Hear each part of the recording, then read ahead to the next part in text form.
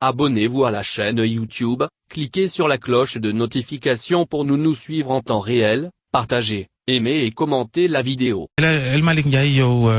Pastef parti bi Ousmane Sonko jiite yow lañ fa dénk li ñuy wax secrétariat à la communication maanaam lépp lu aju ci wàllu xibaar ak jokkoo démb def ngeen conférence de presse Ousmane Sonko jiite ko ngeen wax ni am na njombe gu waaj a amati ci contrat yu Macky Sall di waaj a signéel ay nit yu cosaanoo ca Turquie jëm ci fer ba ngay xam ni moo nekk ci suufu Falémé ba ci Sénégal boori Sénégal googa am nañu leen tuumaal ni ay sóob la ndax indiwu leen ay firnde yu leer ci tuuma yooyu ngeen yëkkati. jërëjëf Babacar maa ngi tàmbali di leen nuyu di nuyu auditeur RFM yëpp fépp fu ñu nekk ci Sénégal di wax ni démb def nañu benn point de presse sur le scandale du fer de Falémé comme ni ñu ko yàgg defee aussi sur d'autres scandales yoo xam ne am na fi maanaam alerté teel a artu waaye tamit teel a yee askan wi ci ay njombe yoo xamante ne ni xëy na suñu ko bàyyee mu jàll mën na indi ay yàqu-yàqu wala mën na xañ Sénégal xañ askan wi lu bari ci seen koom-koom noonu lañ ko defee woon ci yeneen yoo xamante ne ni ci wàllu impôt bi ci wàllu pétrole bi ci wàllu domaine bi ngeen dégg mbirum suuf si ak tey jii nii par exemple ci wàllu fer bi ci wàllu gaz bi tamit donc dafa am solo boo nekkee parti politique nga ne da nga jóg pour participer à la gestion de la chose publique maanaam da nga jóg pour engagé wu ngir sa réew soo gisee loo xamante ne nii lii kat jëmut kër day baax non seulement nga wax ci ak sa askan waaye surtout nga artu ñi nga xam ne ñooy responsabilité yooyu suñu koy def nag defuñu ko ngir bañ nit wala ngir yàqal nit waaye artu bi daf ci baax ndax mu doon njariñal Sénégal maanaam day baax tout le temps ngay challenger le gouvernement les gouvernants en tant que parti de l'opposition ci ay dossiers yoo xam ne aussi da nga ciy wax ak ay firnde yu leer su ko defee ñoom xëy na bu fekkente ne tayeef la ñu xaw a deltu ginnaaw ndax jàpp ne yëfi kat li ñu yaakaaroon dañ ko def ci ak laqatu ci ak nëbbu mujj na feeñ bu fekkente ne ñàkk xam la tamit ñu deltu ginnaaw daal di gëstuwaat def loo xamante ne nii dina gën a doon en tout cas dina gën a ñoŋ dina gën a jariñ askan wi. donc ci wàllu woowu la ñu defee démb point de presse wax ci scandale bi nga xamante ne nii wàllum fer de Falémé la nga xam ne c'est une longue histoire waaye tamit dafa nekk lu doy waar ndax ay question de milliers de milliards firnde yi ngeen joxe ne lu lay xóor day waaj am ca loola. doy na soo xoolee démb bi ñu paree ni état réagiré li tax ma koy wax su ngeen fàttalikoo ci mbirum pétrole bi. Il a fallu que ñu nekk di ci wax état obligé yónni premier ministre mu def benn déclaration de presse obligé jéem a génn ay semblant de contrat et cetera lii question bi mooy lu tax état moom mi voté constitution ne lépp lu nekk ci suufu Sénégal moomeelu askan wi la bu ci décider maanaam bu ciy def ak lu mën di doon du ci waxtaan ak askanam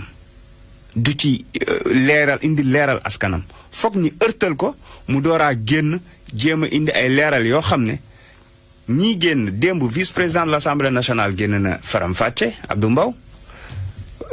si communication ministère des mines génn na directeur de l'APIX Mountaga Sy génn na RTS ñoom ñett ñëpp wax nañ te seen ay wax waroo nañ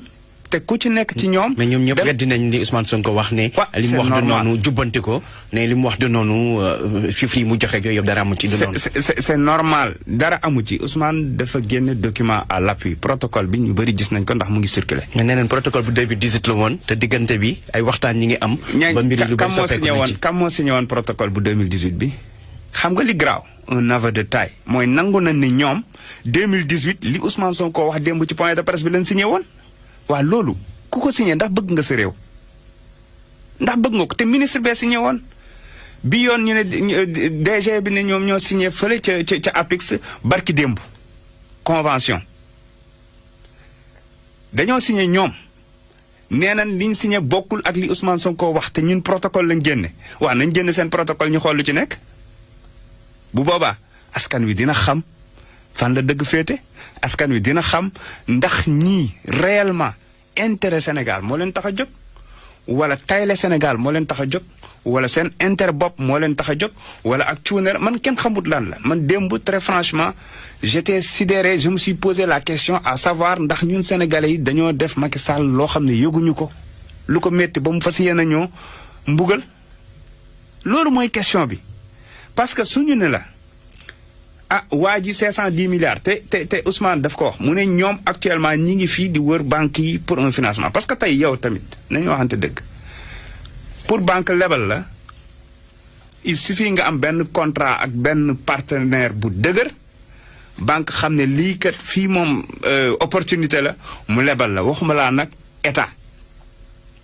nga fas yéene rassembler benn 60 milliards pour mën a avancer nga nekk nga koy wutee ci banque sénégalais yi ñu ne la moom protocole bi li ci nekkoon ñoom 510 milliards la waa ji di investir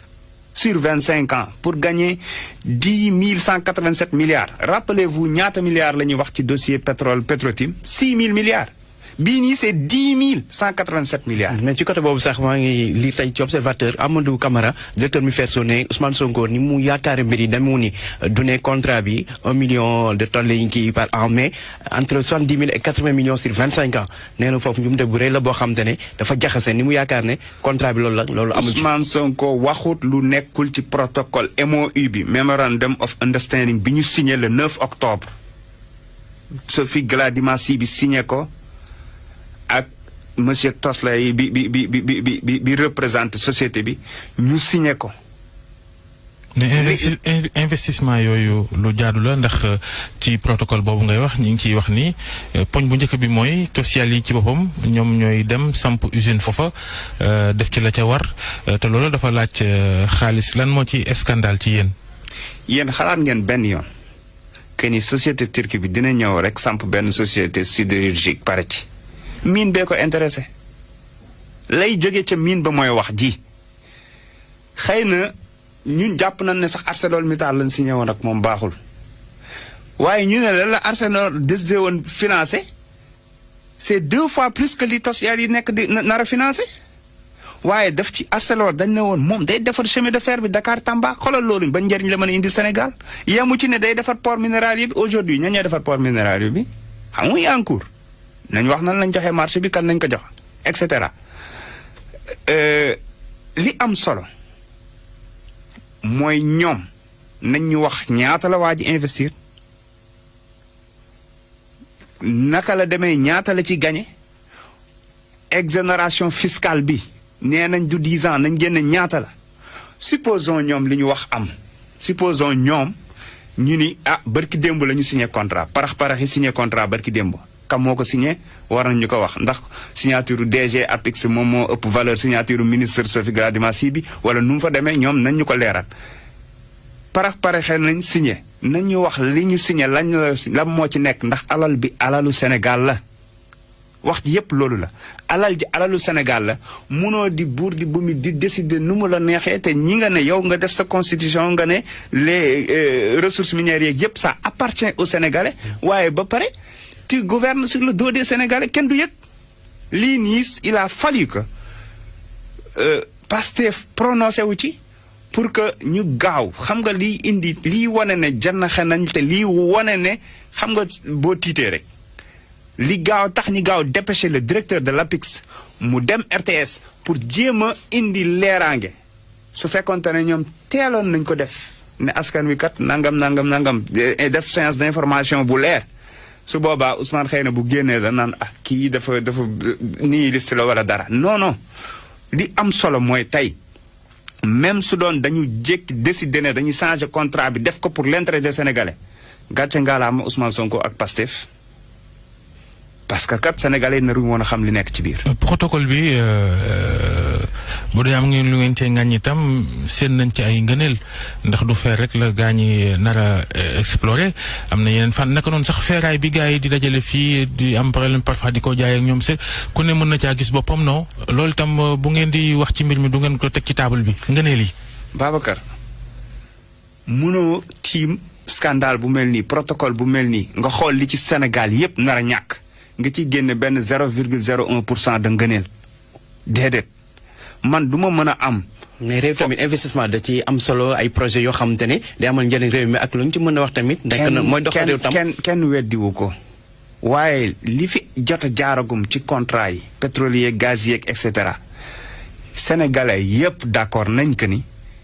wax dëgg yàlla Sénégal daf cee ñàkk. ñi naan woy parce que amuñu matériel bi amuñu xam-xam bi c'est une grande première et cetera dañoo tayle suñu alal te le problème mooy lu ñu tayle 25 ans c'est presque une génération léegi. non bul dugal sénégalais yi yéen da ngeen di wax ñee tontu fi ñu toll ni kay moom ci li nga xam ne moo nekk ci rawat na ci loxoy yoon leeragut mu ne soo loo wax ni Sénégal ñàkk na nangam wala nangam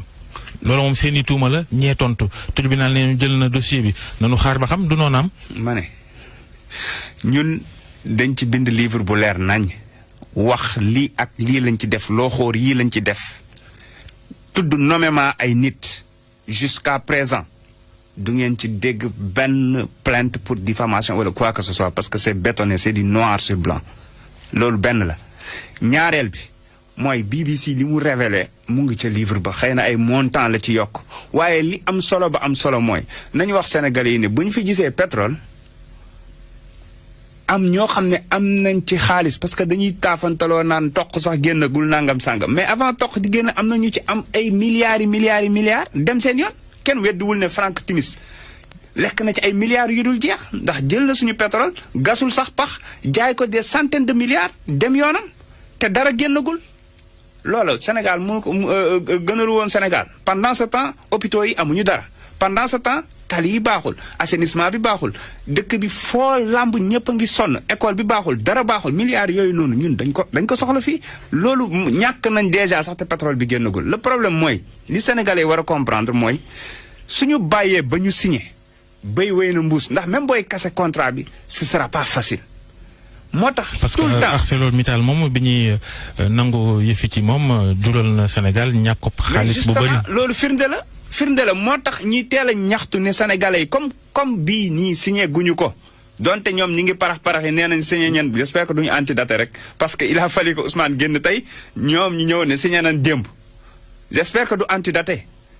te comme amatul premier ministre amatul dara xaw ma ko. dossier bi lan moo ci lu bees dossier faire Falémé bi parce que bu ñu fàttali ko avant élection présidentielle bi ay candidats ay Sonko ay ñoom Pape Diop ak ñi bëggoon ne candidat ay ñoom Mamadou Lamine Diallo defoon na déclaration bu ñu mel di sàkku ci président ne bu mu signé contrat bi ak Tosiyal yi tey jii lan moo ci bees ba Ousmane Sonko taxaw ne day mbiri lu xool am na ci. xam nga boo soupçonné ne scandale am na nga jot ay information que ni scandale am na di nga alerter. te avant élection yi wax dëgg yàlla ay ñu bëri ay candidats même ñoo xam ne mujj ñu am parrainage ñoom Mamadou Lamine Diallo et tous ces gens là alerté woon nañ li am solo mooy tey xëy na dañoo ñëw ak détails yi parce que dañoo jot ci protocole bi taxoon gars yi doon wax ne lii musiba la pour Sénégal mooy protocole bi nga xam ne ñoom signé nañ ko entre le ministre et le DG de Tosiyal yi protocole boobu nag dafa désavantagé waxuma la sax dafa désavantagé Sénégal waaye day jël ci poosu Alaaji Njogu Jéen ci poosu Babacar Fall ak ci poosu dawalkatu saret bi maanaam ay lempo di ko jagleel waa ji pour yombalal ko liggéey bi question bi mooy ñoom fan la ñu xëyal Sénégal man loolooy sama problème ba ñun ñi leen di ñu defal leen lépp sur un plateau d'or. mais yéen waa Pastef ni ngeen di politique itam toog rek di génne kayit di joxoñ ay looxoor yoo xam ni léeg-léeg firnde yi day tey xel dundinu Sénégal yi moom du ngeen ci waxa ñiy dee ci kaso beeg l'accident yu métti yeeg manqué yi ci l'hôpital yi lu ci mel ni Casamance sax gis nga ña fa accidenté woon mënuñ leen a faj foofu di leen dugal ci hélicoptère leen indi Ndakaaru politique bi tam da ngeen ko yemel rek ci naan lempo jaar na fii contrat nëxës na fii ñoom seen. Pape ñun yaakaar naa état du Sénégal sax dafa war a commencé di ñu fay ndax dañ koy jàppale. l'impôt bi fan la mujjee assemblée nationale fay na président génn wane preuve que ni fay nañ léegi ameelatuñ benn dërëm état bi nañ sant Pastef. amul benn point bi am ci Sénégal ci wàllu bu ci nekk te Pastef du ci prononcé wu. wàllum pêche bu ngeen duggee léegi nii ci Google ngeen génn article yi dañ ci wax. ba sonn mais ressources naturelles yi ci réew mu mel ni Sénégal Kuwait amul dara à part ressources naturelles. Dubaï amul dara donc ñun xam nañu pétrole gaz fer bi zircon bi ak loolu yëpp li mu mën a jural Sénégal xam nañ ko. tey dëkk yoo xam ne amuñu mbay amuñu ndox amuñu dara mën a sukkandiku ci seen pétrole tey Dubaï nekk benn Eldorado nga xam ne États-Unis américains yi européens yi africains yi ñëpp dañ fay dem di fa vacances parce que juste dañu gérer de manière très transparente et de manière très rationnelle seen ay ressources ñun ñu gis loolu boo jëlee tey wàllum social lan lañ waxul ci éducation bi wàllu accident yi avant mi gën a bëri nii dañoo génn ñu alerter halte à l'hécatombe sur les routes ñu non seulement ñu ni nous attendons de la responsabilité de la part des autorités publiques wax autorités publiques yi lan mën naa ko énumérer mais temps bi du ko permettre wax aussi usagers yi lan moo ci seen responsabilité proposer ay solutions ci wàllu pétrole bi noonu lañ defoon ay 2016 lañ proposé woon les 15 propositions pour une gestion rationnelle de nos ressources naturelles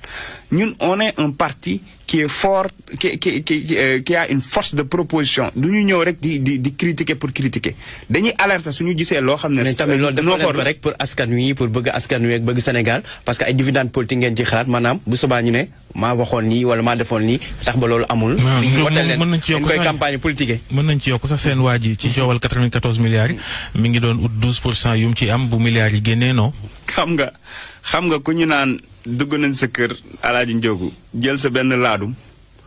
nga ne yow mi ko wax est-ce que bëggoo woon sàcc sama ginaar gi loolu rek lay tekki. 12% yi Sonko doon ut ci coowal. 94 milliards yi benn plainte moo ci am jusqu'ici benn su ngeen xamee beneen plainte wax leen ma ko te président Ousmane Sonko moo ko déposé. xam nga koo xam ne dañ nga liggéey pendant 8 mois ci benn dossier nga dem déposer ko ci table procureur dem def lettre d'information au niveau de l'inspection générale et au niveau de l'OFNAC